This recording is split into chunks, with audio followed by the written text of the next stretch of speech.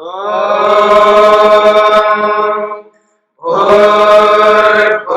स्वः तत्सवितुर्वरेण्यं भर्गो देवस्य धीमहि धियो यो नः प्रचोदयात्।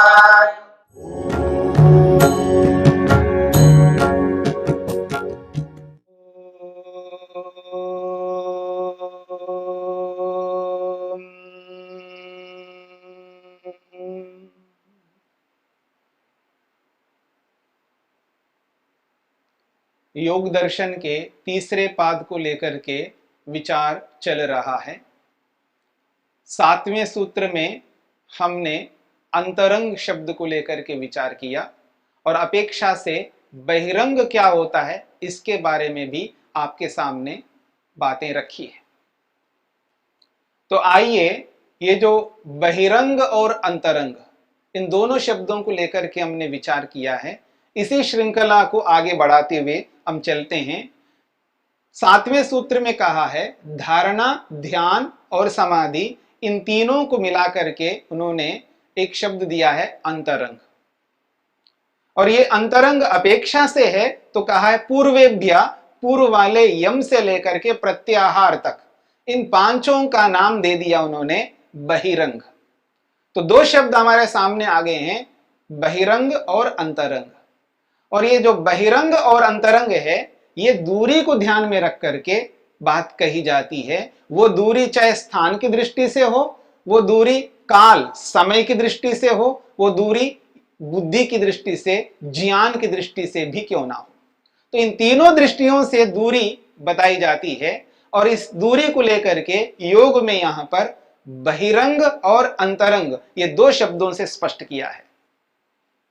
तो 7वें सूत्र में स्पष्ट किया है कि धारणा, ध्यान, समाधि ये अंतरंग है, पूर्व वाले यम से लेकर के प्रत्याहार तक 5 विभागों को ध्यान में रख करके उन 5 विभागों को बहिरंग नाम दिया है और इन 3 विभागों को अंतरंग नाम दिया है।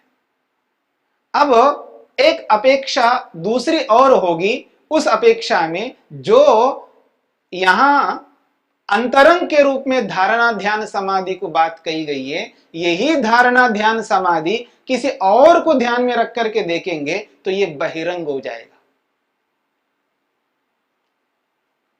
ये बात तब समझ में आएगी जब हमें समाधियां समझ में आएंगी। मैंने आपके सामने स्पष्ट किया था समाधि 2 प्रकार की है और उस 2 प्रकार की समाधियों के नाम बताए हैं, संप्रज्ञात और असंप्रज्ञात। तो संप्रज्ञात, असंप्रज्ञात, संप्रज्ञात के भी विभाग बताए गए। संप्रज्ञात के 4 विभाग दिए हैं और उन 4 विभागों को लेकर के पहले पाद में आपने स्पष्ट विस्तार से समझने का प्रयत्न किया। वितर्क, विचार, आनंद और अस्मिता, उनके नाम दिए हैं। संप्रज्ञा समाधि के जो विभाग हैं, उन विभागों के नाम दिए हैं, वितर्क, विचार, आनंद और अस्मिता। तो संप्रज्ञात को ध्यान में रख करके धारणा, ध्यान, समाधि अंतरंग है। किन की अपेक्षा से? यम, नियम, आसन, प्राणायाम, प्रत्याहार की अपेक्षा से। अब संप्रज्ञात समाधि में भी जो 4 विभाग हैं, उन 4 विभागों में अगला अगला जो विभाग है, पूर्व विभाग की अपेक्षा से वो आगे बढ़ता जाएगा, इसलिए उसका जो अगला जो विभाग है, उसका जो निकट विभाग होगा वो अंतरंग होगा, उससे पूर्व वाले बहिरंग हो जाएंगे। इस रूप में यदि हम देखेंगे तो ये बात समझ में आ जाएगी। पर यहां पर सूत्रकार ने संक्षेप से बताने का प्रयास किया है, इसका विस्तार हमें करना है। यहां पर सूत्रकार ने और भाष्यकार महर्षि वेदव्यास ने दोनों समाधियों को ध्यान में रख करके बात कही है, एक संप्रज्ञात और एक असंप्रज्ञात। यदि इसका विस्तार करेंगे तो संप्रज्ञात के 4 विभाग हैं, तो एक एक विभाग को ध्यान में रख करके करेंगे तो जो अंतरंग बनता है वो अगले विभाग की अपेक्षा वो अंतरंग ना होकर के बहिरंग हो जाएगा। तो इस दृष्टिकोण से यदि देखेंगे तो इसका विस्तार हम कर लेंगे। पर महर्षि पतंजलि ने संक्षेप से बताने का प्रयास किया यहां पर, और उसी संक्षेप को हमें विस्तार करना होगा, और उसका विस्तार आप स्वयं भी कर सकते हैं। जैसा कि अभी मैंने कहा है, संप्रज्ञात के 4 विभाग हैं, तो संप्रज्ञात को ध्यान में रख करके धारणा, ध्यान, समाधि अंतरंग है। यम नियम आदि से लेके प्रत्याहार तक जो 5 विभाग है, उन विभागों की अपेक्षा ये अंतरंग है।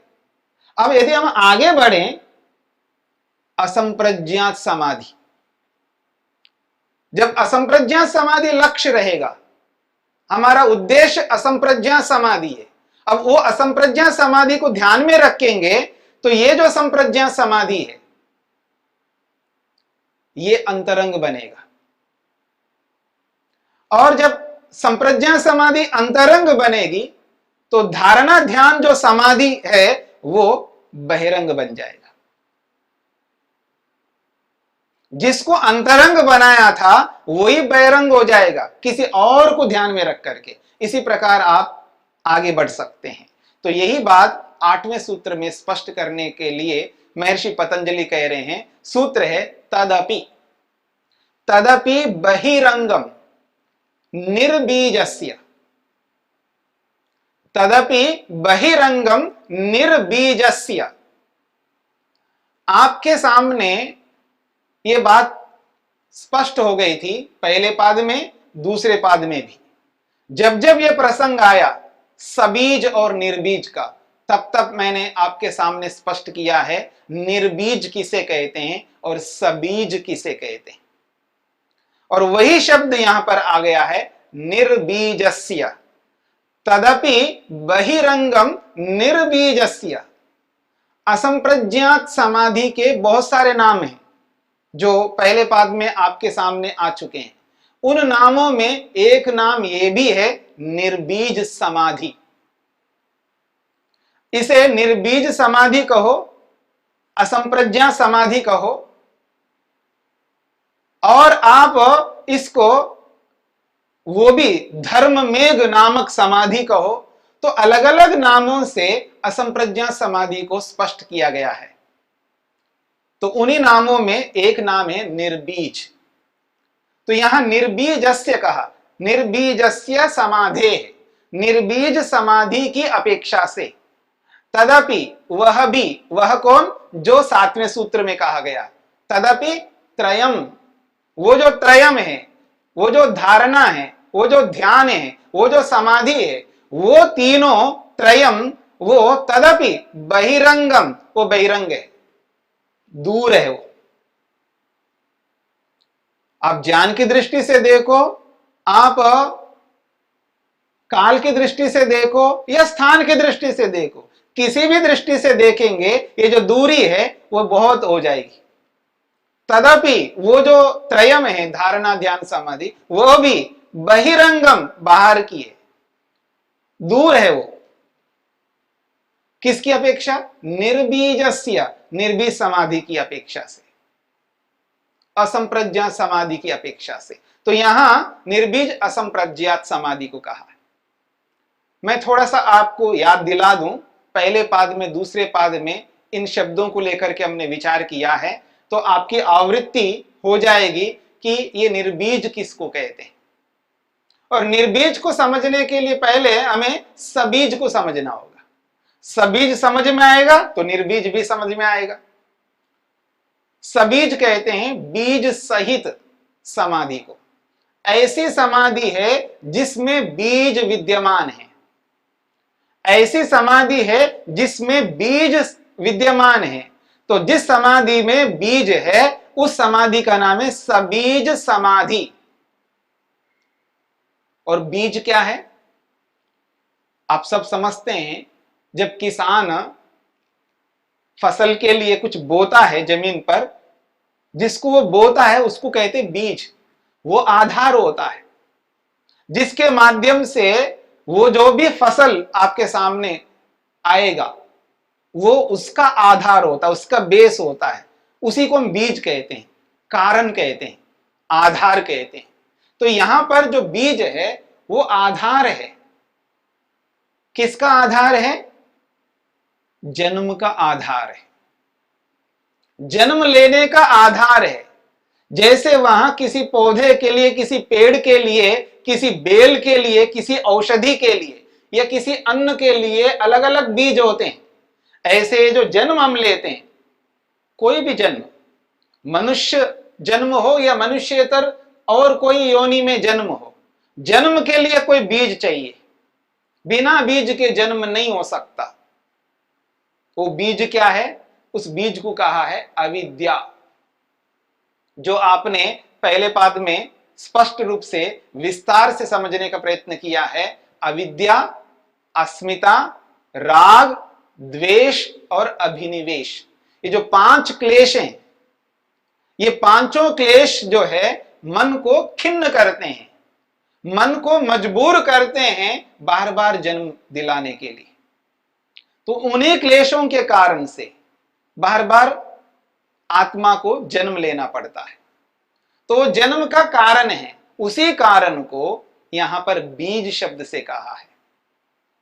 और ऐसी समाधि, जिस समाधि में बीज नष्ट नहीं होता, बीज बना रहता है। समाधि तो लग गई, पंचमा भूतों से लेकर के सत्वरजतम तक दर्शन भी कर लिया और आत्मा का बोध भी, आत्मा का दर्शन, स्वयं का भी दर्शन कर लिया। आपके सामने कितने पदार्थों का साक्षात्कार होता है समाधि में, ये बात आ चुका है। ये बात आ चुकी है, कितने प्रकार के पदार्थों का दर्शन हम करते हैं। तो संप्रज्ञा समाधि में 27 पदार्थों का दर्शन करते हैं। उन 27 पदार्थों का दर्शन करने के उपरांत भी बीज समाप्त नहीं होता। वो कौन सा है बीज? वो है अविद्या रूपी बीज। अविद्या, अस्मिता, राग, द्वेष, अभिनिवेश रूपी ये जो बीज है वो समाप्त नहीं हो पाता, वो बना रहता है। इसलिए उस समाधि का नाम दिया है सबीज समाधि। ये बीज समाप्त कब होता है?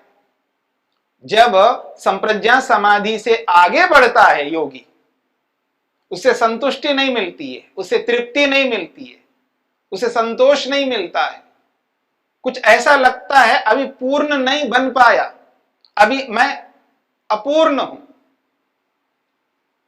पूर्ण का अर्थ है मैं पूर्ण रूप से दुखों से मुक्त नहीं हूं, अभी पूर्ण तृप्ति नहीं मिली, पूर्ण संतोष नहीं मिला, पूर्ण रूप से निर्भयता नहीं मिली, अभी पूर्ण रूप से स्वतंत्र नहीं हुआ, अभी भी परतंत्रता है। इस परतंत्रता को, इस भय को, डर को, इस असंतोष को, इस अप्रसन्नता को, इन दुखों को दूर करने के लिए कुछ और करना है। वो क्या करना है? एक और समाधि है जिसको प्राप्त करनी है। उस समाधि को जब हम प्राप्त करेंगे, उस समाधि का नाम है असंप्रज्ञात समाधि। उसी असंप्रज्ञात समाधि को धर्ममेघ नाम भी दिया है, धर्ममेघ नामक समाधि। उसी समाधि का एक तीसरा नाम है निर्बीज समाधि।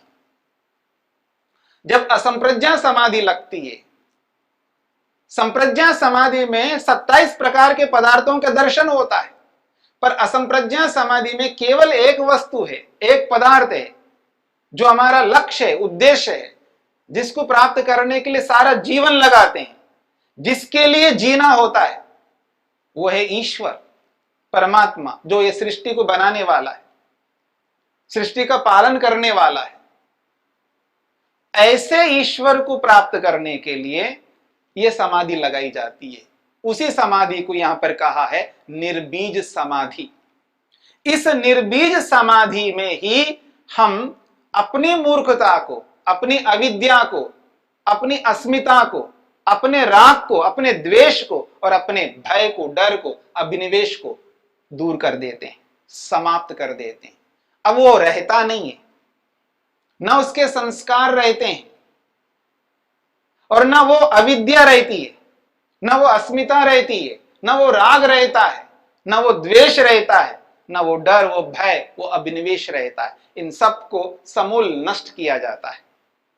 ज्ञानाग्नि से, विवेकाग्नि से, वैराग्य रूपी अग्नि से उसको जलाया जाता, ऐसे जलाया जाता है जैसे किसी किसान जो है चने बोता है, चने उत्पन्न करके बड़ा करता है, और वो जब मार्केट में आ जाता है तो उस चने को लेकर के उसको भून लिया जाता है, और भून करके जब उसको खाया जाता है, वो जो भुने हुए चने होते हैं उसको अगर कोई ले जा करके जमीन में डाल करके अच्छी खाद और अच्छा स्थान, अच्छा पानी दे करके उसको वो उगाना चाहेगा तो वो नहीं उगेगा। ऐसे चने, जिस चने को भून लिया जाता है, वहां अग्नि से उसको भूना जाता है। ठीक उसी प्रकार से ये जो अविद्या है, अस्मिता है, राग है, द्वेष है, और ये जो डर है, भय है, इसको ज्ञानाग्नि से भून लिया जाता है, विवेक से भून लिया जाता है, वैराग्य से भून लिया जाता है, तब जाकर के ये अविद्या समाप्त हो जाती है।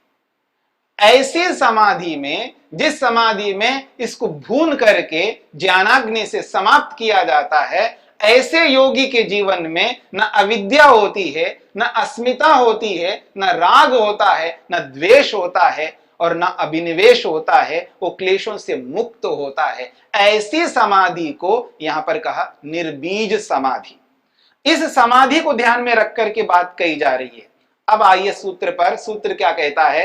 तदपि बहिरंगम, वो जो त्रयम है, वो जो अंतरंग है, जो पिछले 7वें सूत्र में कहा है, वो है बहिरंगम। वो बहिरंग है, वो दूर का है, उसका स्थान दूर है। फिर निकट कौन है? निर्बीजस्य, निर्बीज समाधि। निर्बीज समाधि जो है वो अंतरंग हो गया। और जब निर्बीज समाधि जब अंतरंग हो गया तो फिर लक्ष्य क्या है? क्योंकि किसी लक्ष्य को ध्यान में रख करके बात कही जा रही है। जैसे वहां संप्रज्ञा समाधि लक्ष्य है, तो यहां निर्बीज समाधि में लक्ष्य कौन है? ईश्वर है। ईश्वर का आनंद है, ईश्वर की शक्ति है, ईश्वर का ज्ञान है, ईश्वर के अनंत गुण हैं। उन अनंत गुणों में किसी भी एक गुण को ध्यान में रखिएगा जिसे हमें प्राप्त करना है, जो हमारे में नहीं है। न वो दया है, न वो करुणा है, न वो कृपा है, न वो न्याय है, न वो सामर्थ्य है, न वो आनंद है हमारे पास में। वो ईश्वर के उन गुणों को यहां पर लक्ष्य के रूप में रखो, और उस लक्ष्य की पूर्ति के लिए निर्बीज समाधि अंतरंग हो जाएगी, और वो जो अंतरंग था पहले धारणा ध्यान समाधि, वो बहिरंग हो जाएगा। इसलिए सूत्रकार कहते हैं महर्षि पतंजलि, तदपि बहिरंगम, वो जो है अंतरंग, जिसको यम नियम की अपेक्षा से अंतरंग कहा था, उसको कह रहे हैं बहिरंगम, वो भी बहिरंग हो जाएगा। किसकी अपेक्षा? निर्बीजस्य समाधि, निर्बीज समाधि की अपेक्षा। तो निर्बीज समाधि की अपेक्षा से वो त्रयम अंतरंग जो था वो अब बहिरंग हो गया, और निर्बीज समाधि अंतरंग हो गई। और ये अंतरंग उस ईश्वरीय आनंद को, उसके बल को, उसके ज्ञान को, उसके किसी भी गुण को ध्यान में रख करके, तो ये बात कही जा रही है, निर्बीजस्य समाधि तदपि बहिरंगम। निर्बीज समाधि की अपेक्षा वो जो अंतरंग था वो भी बहिरंग बन जाता है। ये सूत्र का अर्थ हो गया। महर्षि पतंजलि ने इस सूत्र को संक्षेप से व्याख्या करते हुए लिखा है, तदपि अंतरंगम साधनत्रयम। वो स्पष्ट करते हैं, तदपि अंतरंगम, वो जो अंतरंग था 7वें सूत्र में जो बात कही है, वो कौन है? साधनत्रयम, वो 3 साधन थे, धारणा ध्यान और समाधि। तो तदपि अंतरंगम साधनत्रयम, वो जो साधन त्रय है, वो जो 3 है, वो निर्बीजस्य योगस्य, निर्बीज योग की अपेक्षा से, निर्बीज समाधि की अपेक्षा से बहिरंगम भवति, वो बहिरंग हो जाता है। तो आप काल की दृष्टि से देखिए, ज्ञान की दृष्टि से देखिएगा, या आप लिखोगे कहीं पर तो लिखने की दृष्टि से, स्थान की दृष्टि से देखिएगा, किसी भी दृष्टि से देखिएगा, इन तीनों दृष्टियों से दूरी आपको स्पष्ट दिखाई देगी। ये स्थान की दूरी ऐसी है, और समय काल, जिस काल में धारणा ध्यान समाधि लगेगी, उसकी जो स्थिति है वो जिस काल में है, और जो संप्रज्ञा समाधि का जो काल है, वो अंतर मिलेगा आपको। एक ही काल में सब नहीं हो सकता, एक समय में एक होगा। तो काल की दृष्टि से आप देखेंगे तो आपको दूरी समझ में आ जाएगी। स्थान के लिखोगे आप, उसकी दृष्टि से देखेंगे तो आपको दूरी समझ में आएगा। अब जब बोलोगे वाणी से बोलोगे तो भी दूरी आपको समझ में आएगा। किसी भी दृष्टि से देखिएगा आपको स्पष्ट समझ में आएगा दूरी कैसी हो रही है। तो ये जो दूरियां हैं, स्थान की दृष्टि से, काल की दृष्टि से, ज्ञान की दृष्टि से, किसी भी विषय में आप लगा सकते, मनुष्य को ध्यान में रख करके लगा सकते हैं या किसी और विषय को ध्यान में रख करके कर सकते। तो यहाँ योग को ध्यान में रख करके, योग रूपी विषय को ध्यान में रख करके बात कही जा रही है। तो कह रहे हैं कि तदपि अंतरंगम साधन त्रयम, वो तीनों साधन रूपी त्रय है, वो अंतरंग जो था अब वो बहिरंग हो गया निर्बीजस्य योगस्य, निर्बीज समाधि के। अब कहते हैं कस्मात, क्यों ऐसा होता है? तो कह रहे तद अभावे भावात इति। तद अभावे, जब संप्रज्ञा समाधि नहीं रहेगी तभी असंप्रज्ञा समाधि लगेगी। यानी उसको रोकोगे तभी तो आगे बढ़ोगे, उसको रोके बिना आप आगे कैसे बढ़ सकते हैं? आप दोनों पांव जिस सीढ़ी पे जमा के रखे हो वहां से उस पांव को हटाओगे नहीं, उस सीढ़ी से उस पांव को दूर नहीं करोगे तो अगली सीढ़ी में कैसे आप पांव रखोगे? तो इस दृष्टिकोण से आपको समझना है कि तद अभावे, जब संप्रज्ञा समाधि नहीं रहेगी तभी भावात असंप्रज्ञा समाधि होगी।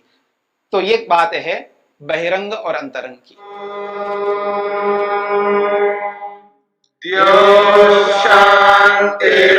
शांतिरंतरिक्षं शांति पृथिवी शांतिरापः शांतिरोषधयः शांति वनस्पतयः शांतिर्विश्वे देवाः शांतिर्ब्रह्म शांति सर्वं शांति शांतिरेव शांति क्षमा शांतिरेधि। ओम शांति शांति शांति।